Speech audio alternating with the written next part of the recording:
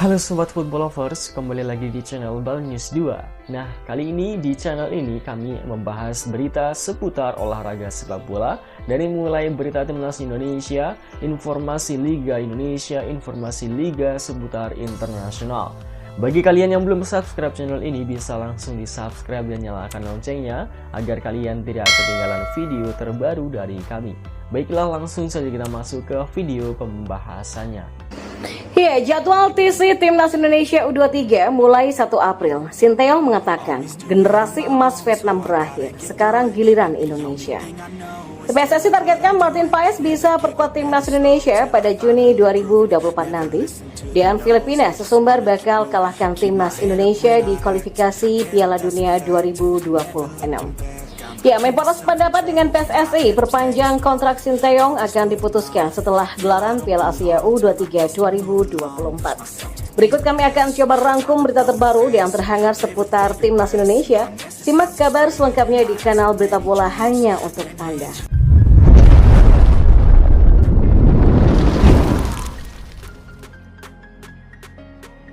Ya, TC Timnas Indonesia U23 menuju Piala Asia U23 2024 akan dimulai pada 1 April, namun sampai kini belum ada kepastian soal nama pemain yang akan dibawa. Setelah menuntaskan matchday ketiga dan keempat kualifikasi Piala Dunia 2026, Sinteyong dihadapkan pada tugas berat lainnya. Pelatih asal Korea Selatan ini akan memimpin Timnas Indonesia U23 berlaga di ajang Piala Asia U23.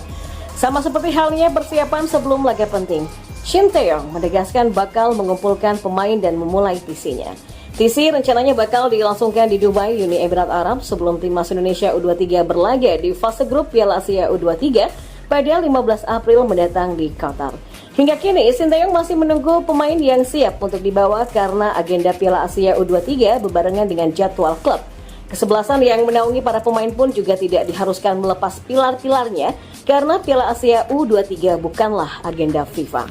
Persoalan pemanggilan pemain juga diutarakan oleh Nova Arianto yang merupakan asisten dari Sinteyong. Kita masih menunggu siapa pemain yang akan berangkat tanggal 1 April nanti.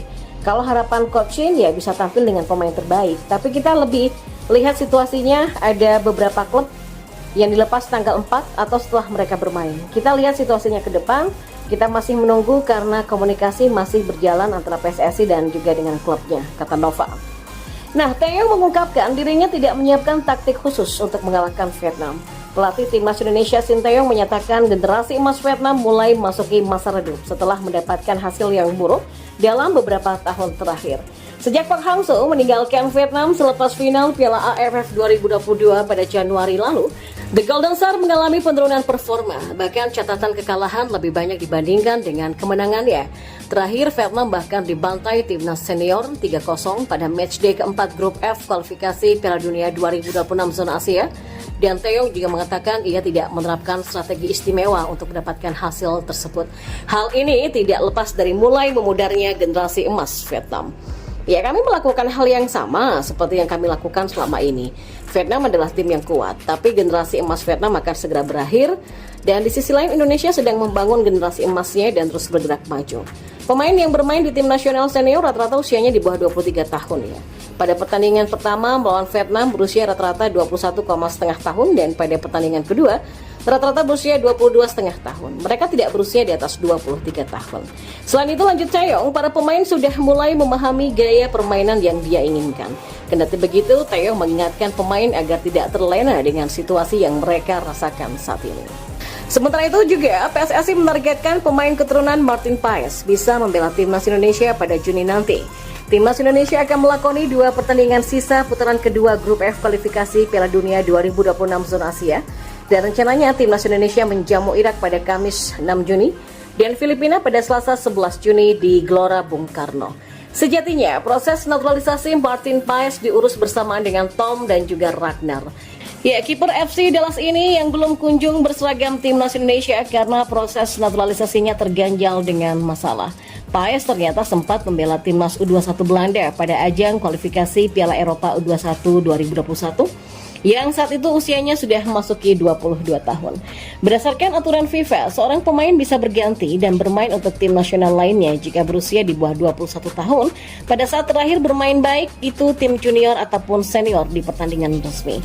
Situasi yang dihadapi PAS ini pun sudah diakui oleh Arya Sinulinga selaku anggota Komite Esko PSSI. Kini PSSI terus berupaya untuk bisa merampungkan naturalisasi pemain berusia 25 tahun tersebut.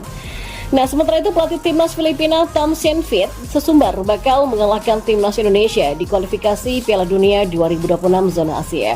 Sebab dia merasa timnya masih punya harapan untuk bisa lolos ke putaran ketiga kualifikasi Piala Dunia 2026 zona Asia.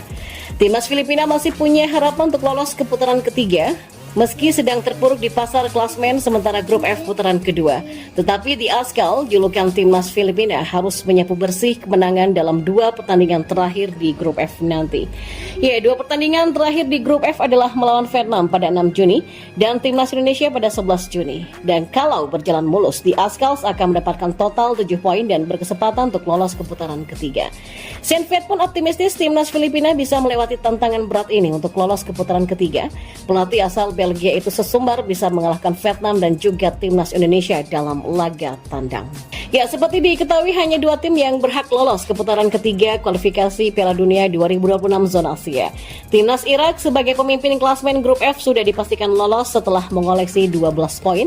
Sementara itu 1 tiket lagi sedang diperebutkan timnas Indonesia, Filipina dan juga Vietnam. Namun peluang terbesar dimiliki timnas Indonesia yang sudah mengumpulkan 7 poin dari 4 pertandingan. Timnas Indonesia sendiri hanya butuh 1 kali kemenangan saja untuk memastikan lolos ke putaran ketiga kualifikasi Piala Dunia 2026 zona Asia.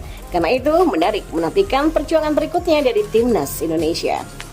Dan Menteri Pemuda dan Olahraga atau Menpora Aryo Bimo Nandito Aryo Tejo sependapat dengan keputusan PSSI terkait perpanjangan kontrak pelatih timnas Indonesia Sinteyong yang akan diputuskan setelah gelaran Piala Asia U23 2024. Dilansir dari Antara News pada Jumat 29 Maret, Menpora yang kerap disapa Dito ini mengatakan ketika berada di Kompleks Istana Kepresidenan Jakarta yang menyebut bahwa prinsipnya kami sih mengikuti apa yang PSSI akan lakukan. Kalau lihat perkembangannya ya pas kita yakin ya itu yang terbaik.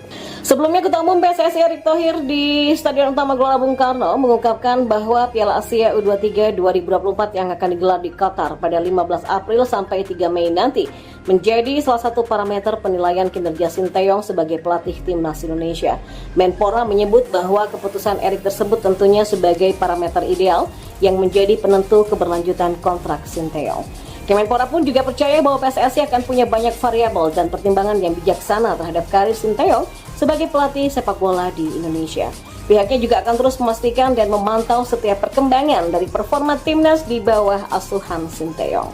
Sebelumnya Sinteyong sudah berhasil memenuhi target yang diberikan oleh PSSI yaitu lolos ke babak 16 besar pada Piala Asia kemarin senior yang dilaksanakan di Qatar pada 12 Januari sampai 10 Februari 2024 meskipun akhirnya harus disingkirkan oleh Australia. Ya, usai match keempat kualifikasi Piala Dunia 2026, Sinteyong akan mengalihkan fokusnya sementara di skuad timnas U23 jelang Piala Asia 2024 Qatar.